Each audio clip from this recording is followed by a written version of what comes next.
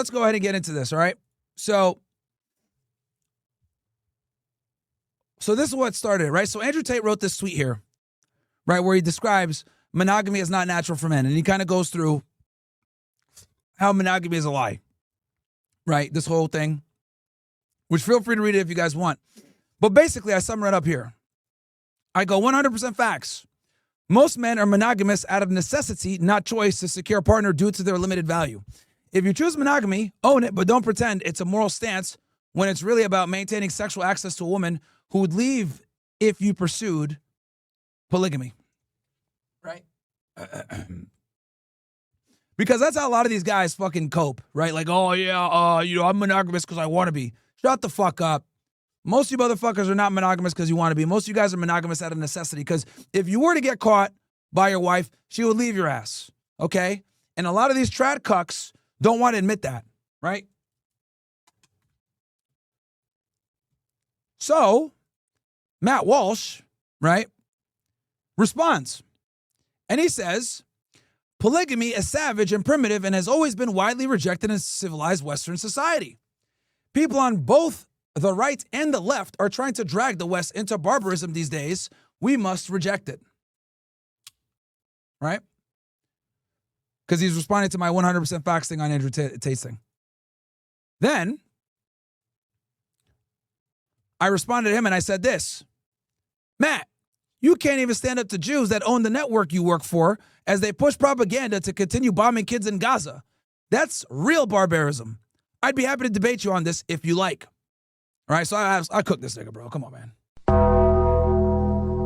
This guy's over here talking about polygamy is savage and primitive and is barbarism. Bro, Ben Shapiro is on the Daily Wire every fucking day championing the IDF and Benjamin Netanyahu as they slaughter fucking kids. And you don't say shit about that. Shut the fuck up. Fatality. Shut the fuck up, man. Seriously, dude? You want to talk about, polygamy as barbarism?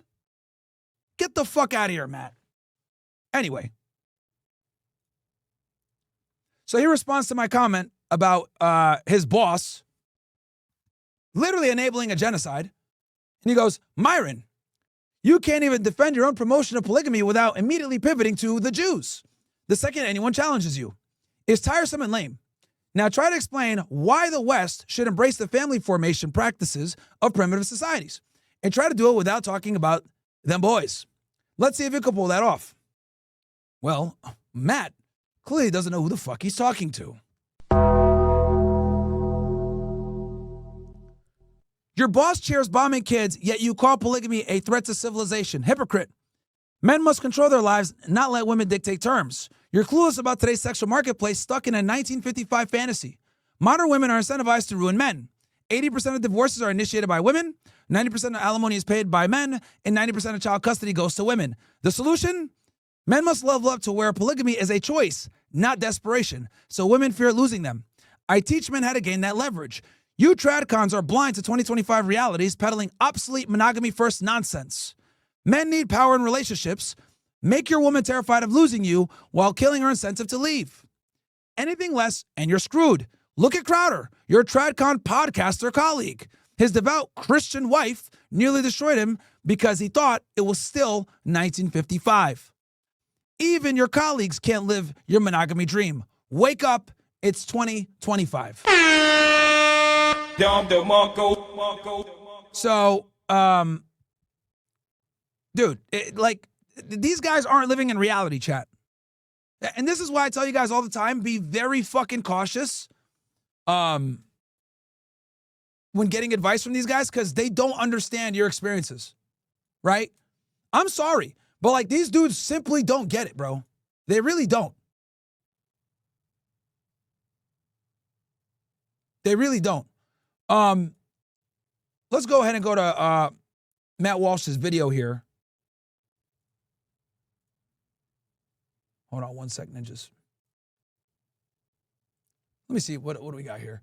Also, guys, while we're at it, smash that fucking like button. We got 5,000 of you guys watching. We got about 7,000 of you guys watching all together. Let me read some chats, and then we're gonna go ahead and react to Matt Walsh's video here. Give me one sec. Yeah, and this is actually the tweet. So when I cooked him on that last one that I read for you guys about the bombing kids and civilization, and he's talking about the Jews or whatever, like, bro, it wasn't about, my point wasn't talking about them boys. My point was, you're trying to make an argument that polygamy is barbarism when you literally support barbarism by allowing your boss to talk all the shit he talks about where you guys are killing kids every day. That's the real barbarism. So it's the hypocrisy that I was calling out. It's not the Jews. It's just the hypocrisy, and I use that example. But anyway, back to what I was saying. And then this is where this stupid delusional take here, Amru. Texas divorce laws are zero alimony and child support is laughable. Look it up. Don't use what you think you know about my life to discourage men from living lives of moral integrity. Yeah, as if she has integrity when she went to the opposite fucking press to try to destroy her husband. Meanwhile, she's over here commenting on Matt Walsh's shit, and he's the op. Matt Walsh is from Daily Wire. Guys, Daily Wire hates Steven Crowder, and Steven Crowder hates them. She's over here commenting on his shit. Stupid. Anyway, let's go ahead and look at real quick. Now, as you guys know, this is the astronomer that got caught, right? Cheating. And I gave a comment on this too. Hold on. Is this it? All right. Men have cucked themselves so much that even high-powered men let these gynocentric society pressure them to resign from a company they are CEO of. Bro should do a podcast interview and say, I work my ass off to make this money and will have as many women as I want. Fuck off. My wife and children are happy and the rest is none of your fucking business. Why the fuck are we letting progressive soy boy men and women tell us how to be men? Right? Dude fucking ended up resigning. Bro, that's some bitch nigga shit, man. Own it, guys. Own it. Here's a clip of him getting caught.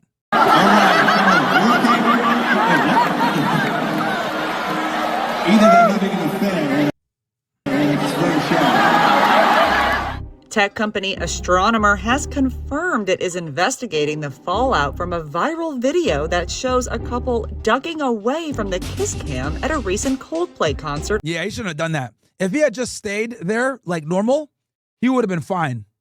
But bro had to be a bitch and fucking duck down like a coward. Big L, man. Big fucking L. In Boston, the pair appeared so caught off guard while scrambling out of view that Coldplay lead singer Chris Martin dropped a zinger that immediately sent internet sleuths to work. I'll be honest. The fact that he went to a fucking Coldplay concert is worse than him cheating, if I'm going to be all the way 1,000 with y'all niggas, bro. Fatality. He should be more ashamed that he was at a Coldplay concert than fucking cheating on his wife, bro. Come on, man.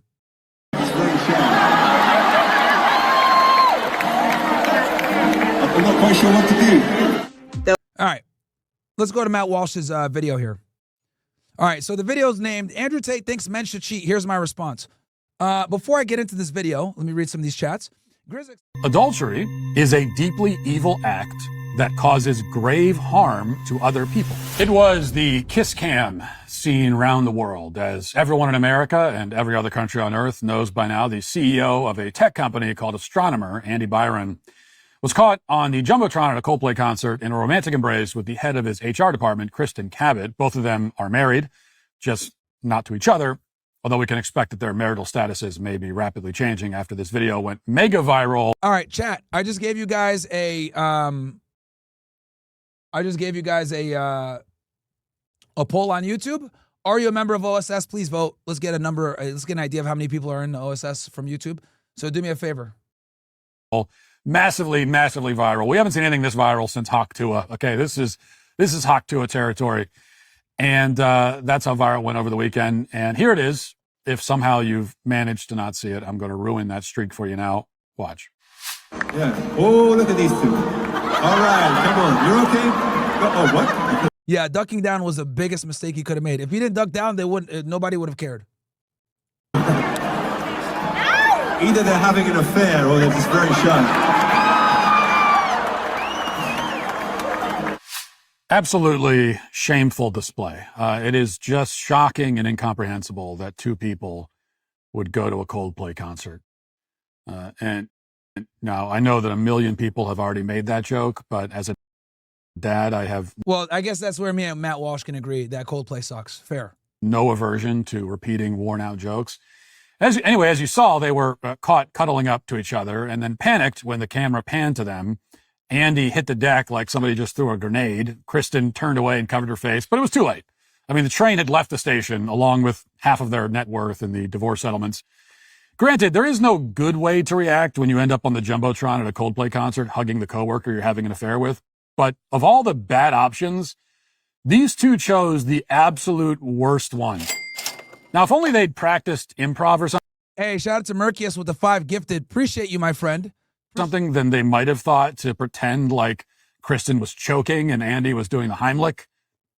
Maybe she could have pretended that she passed out from sheer boredom. It is a Coldplay concert after all. Andy was dragging her out to receive medical attention. Any of those tactics or any other tactic at all would have been better.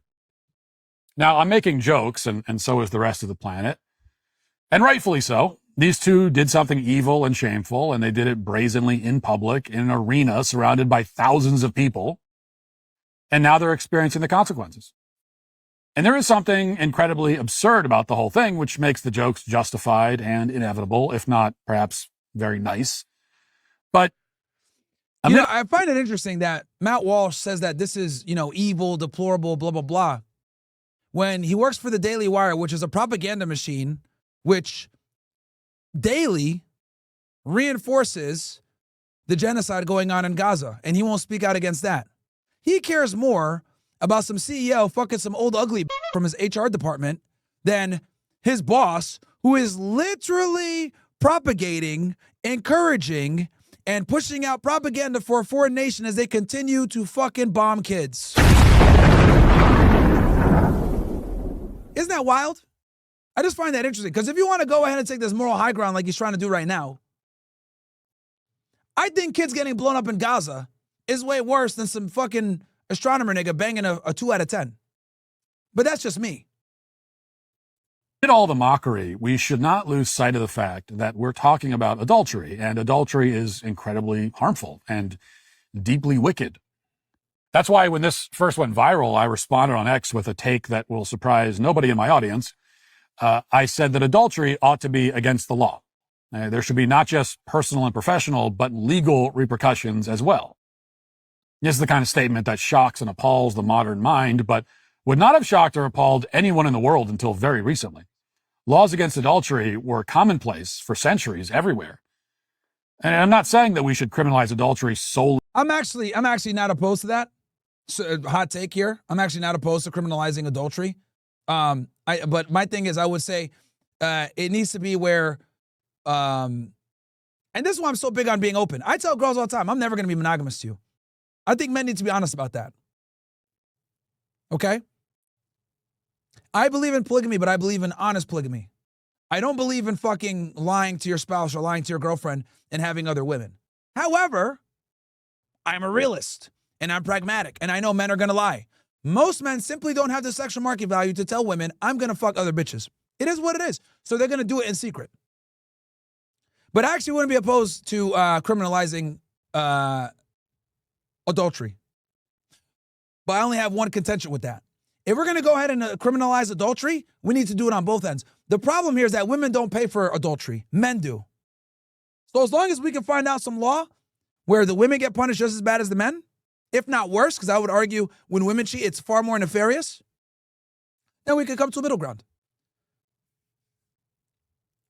For that reason, but when the voices of our ancestors speak up unanimously on a subject, it's wise to at least listen to them.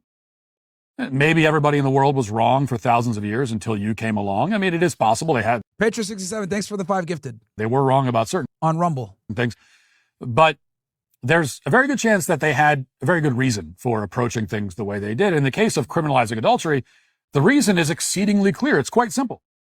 Adultery is a deeply evil act that causes grave harm to other people, namely your spouse, your children, your family, and to a lesser, though still very real extent, especially in this case, your friends, your colleagues, and your community.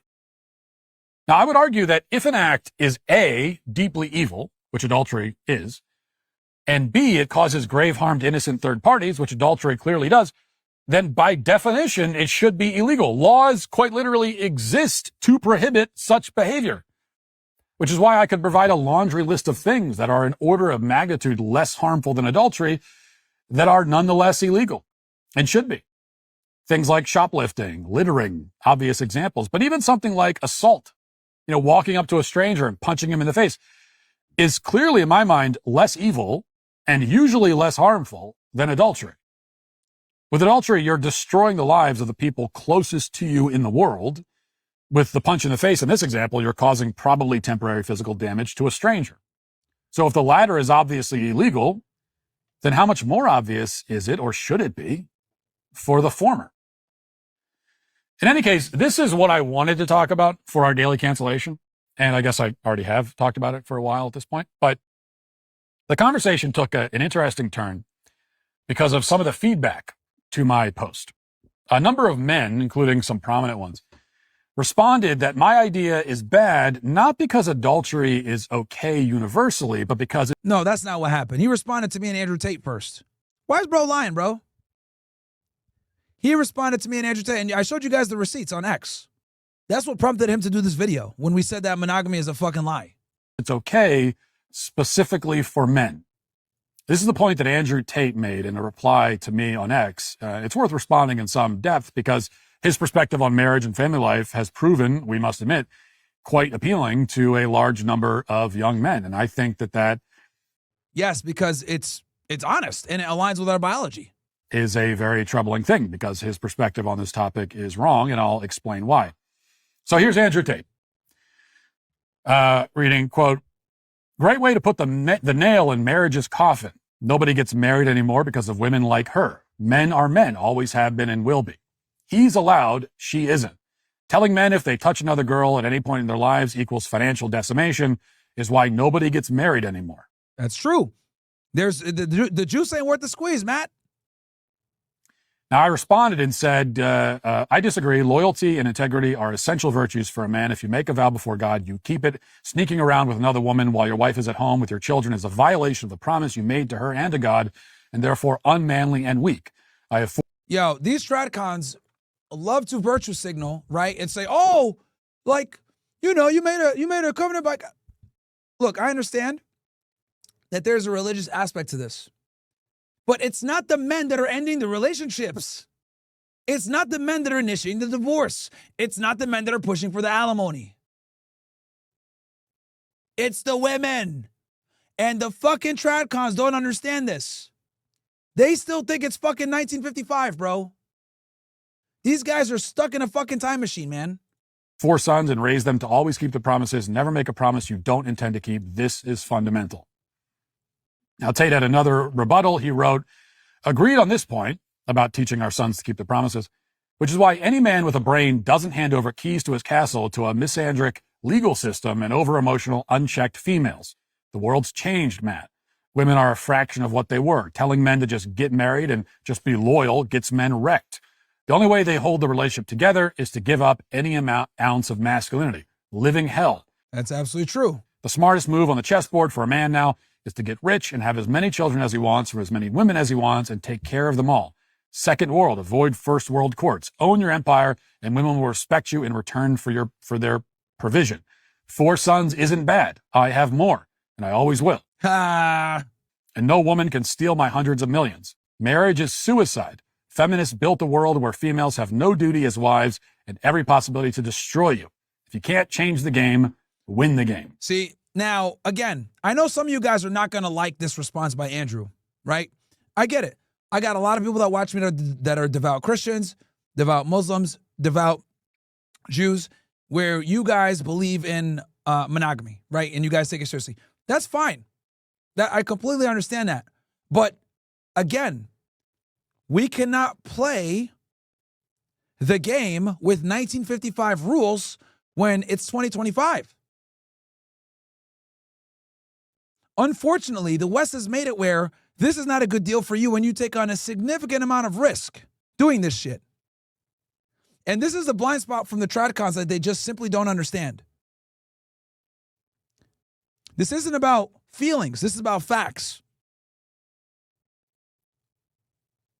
Marriage is too dangerous of a proposition for you as a man, especially if you got a lot of money. Now, I've already made the argument that laws against adultery, which I support, have a lot of historical precedent. I must acknowledge then the same thing here. The setup, which Andrew Tate describes and promotes, where men have children by many different women, has lots of historical precedent. It does. This is the way that primitive societies have operated for thousands of years. And today, this strategy, if we can call it that, is very popular in certain communities in this country. According to the Department of Energy, blackouts could increase by 10 over the next few years. It's because of massive energy demand from here with your... Always spot those communities because they're the ones that are the most dysfunctional, the filthiest, most destitute, and crime-ridden places in the country. Show me the murder rate and the average yearly income in any neighborhood, and I will tell you whether most of the children in that neighborhood have a father in the home or not. And I will never be wrong. Andrew Tate talks about this kind of lifestyle as though it's natural. In a post on Sunday, he made that claim explicitly. He said, quote, monogamy isn't natural for men. Men are men. This is how they'll always be. And he's right in a certain way. It is natural. It's natural in the sense that it appeals to our most base and uncivilized impulses. Another word might be primitive. An even better word would be animalistic, which is why it's so commonly found in the animal kingdom. Reptiles and fish behave this way. You're not going to find a monogamous lizard or shark. Monkeys are almost always non-monogamous. Go down the list of animal species, and they almost all approach family formation the way that Andrew Tate prescribes. But the problem is that we are not monkeys or lizards or sharks. We are human beings, and my controversial contention is that we should act like it. Is monogamy natural? Even better, it's supernatural. Man and wife become one at the altar. They are bound together by the vow they made before God. This is above our base instincts. And so is composing a symphony or sculpting the statue of David out of a massive hunk of marble. These things are achieved, just like any great thing is achieved, by rejecting temptation, subordinating our base desires, embracing some measure of hardship for the sake of something far greater than whatever momentary pleasure we can experience by giving in to them. Again, this is why I say all the time, you should do it ethically. If you are going to be polygamous, you should do it ethically and tell your girlfriend or let her know what it is, right? I don't believe in lying. I think being honest about it is very important. But again, I know, isn't it interesting how he's saying like, oh yeah, this is like what monkeys do, blah, blah, blah. The reality is, okay, and I know this is probably going to hurt Matt Walsh's feelings, me saying this, most women would rather have an attractive man that has multiple women than have a loser all to themselves. And this kind of destroys the whole, tradcon theory. Because the problem is that he assumes that with feminism and all the incentives we have for women to be that they're still going to go ahead and choose God. No, they're not, dude. Most women are overwhelmingly secular, okay? And even the women that are religious, like our girl Hillary Crowder, reserve the right to adopt feminist ideology whenever they want. So he's simply not accounting for how society is now. Again, this looks good on paper. This sounds good on paper, and it's the moral thing to do, right? Unfortunately for Matt, we got to deal with what's real, not versus how we feel. This is an emotional argument made from a religious worldview, which is fine, but the problem is that the women that we are dealing with don't adhere to the same religious worldview that you do. And even if they do, they reserve the right to drop that religious worldview in pursuit of self-sustenance through your fucking money. This is why most women are Democrats. This is why most women tend to be progressive. This is why most women push woke ideology.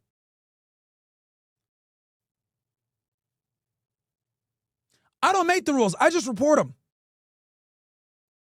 This would be fantastic advice in the 50s. But Matt is telling you to use a playbook, a rule book that is defunct.